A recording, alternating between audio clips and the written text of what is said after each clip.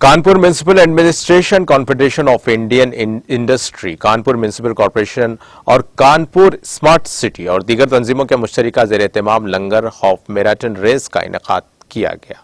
आज half marathon race में 3 session थे। पहले सेशन में divisional commissioner doctor Rajshekhar ji, station commander Nand Kumar ji मौजूद थे और उनके साथ तमाम सीनियर शख्सियत जैसे चेयरमैन हम्बल अग्रवाल जी, प्राची जैन जी वगैरह। दूसरे कदम पर brigadier NCC Ajay, municipal corporation commissioner mister शिवद सरसन मौजूद थे।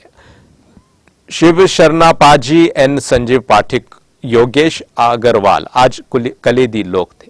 तीसरे सेशन में कानपुर के police commissioner BP Jogdan, joint commissioner of police mister Anand Prakash Tiwari वगैरह नुमायां लोग थे। आज की मैराथन रेस ने साबित कर दिया कि शहर के रोशन ख्याल लोग गंगा को साफ करने और हवा को पाक करने और तमाम आलूदगी को दूर करने के लिए बेदार हैं।